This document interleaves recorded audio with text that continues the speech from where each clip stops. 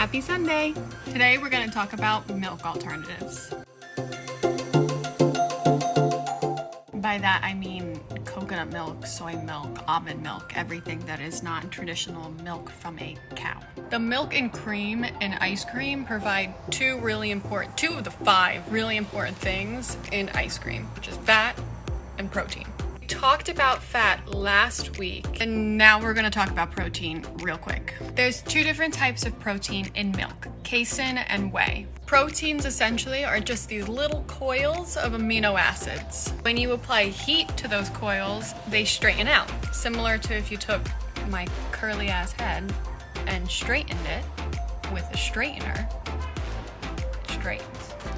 Now that those strands are straight, now imagine that they have like trillions of little hands along the sides, like a centipede.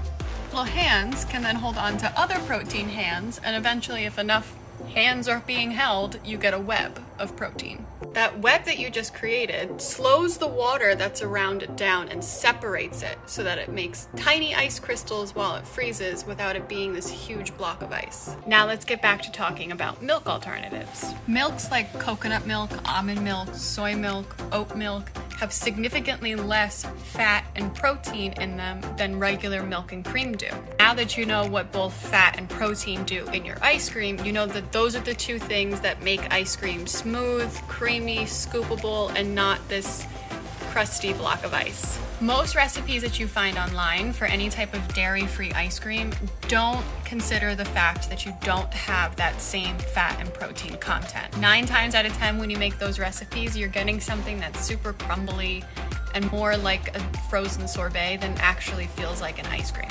I'm going to challenge myself to make recipes with milk alternatives, but compensate for the fact that we do not have the fat and the protein coming from them, so that we can make an actual ice cream that tastes and feels like real ice cream with real milk, but being dairy-free.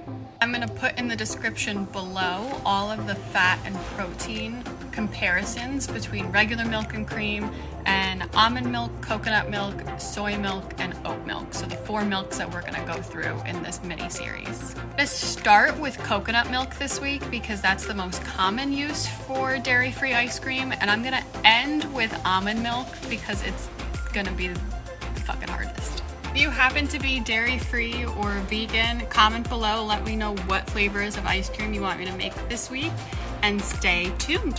Happy Sunday!